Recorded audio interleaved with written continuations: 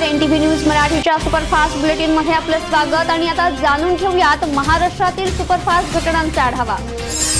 पुणे जिल्ह्यातील शिरूर येथे तहसील कार्यालयामध्ये संजय गांधी कमिटीच्या बैठकीत कमिटीचे अध्यक्ष श्रीकांत सातपुते यांनी अपंगांचा उल्लेख आंधळे लुळेपांगळे असा केल्यानं अपंगांच्या भावना दुखावल्यानं अपंग बांधवांच्या वतीनं निषेध करत सातपुते यांची संजय गांधी कमिटीवरून हकालपट्टी करण्यात यावी अशी मागणी करण्यात आली आहे।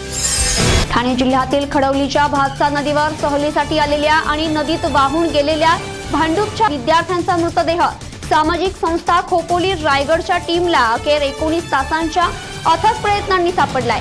तसेच मृतदेह मिळताच कुटुंबातील व्यक्तींनी या टीमचे आभार मानलेत।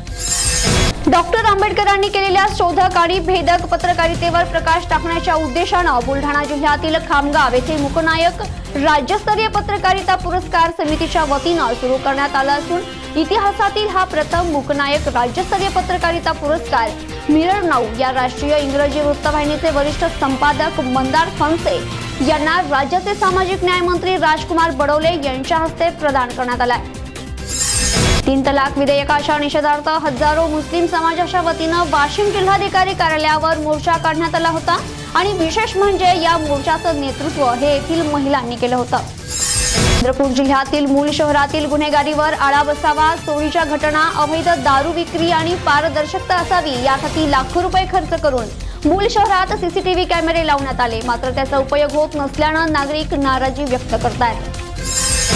जुना मुंबई पुणे राष्ट्रीय महामार्गावर लोणावळ्यातील साई मोरेश्वर हॉटेल समोर आयशर टेम्पो आणि रिट्स कार यांच्यात झालेल्या भीषण अपघातात 5 जण जागीच ठार झाले। तसेच या अपघातामुळे महामार्गावर वाहतूक बराच वेळ ठप्प झाली होती। अपघाताची माहिती मिळताच स्थानिक नागरिक आणि महामार्ग पोलिसांनी ही वाहतूक सुरळीत केली आहे। याबरोबरच या सुपरफास्ट बुलेटिन मध्ये येथेच थांबूयात। महाराष्ट्राच्या कानाकोपऱ्यात घडणाऱ्या घडामोडी जाणून घेण्यासाठी पाहत रहा सुपरफास्ट न्यूज। नमस्कार।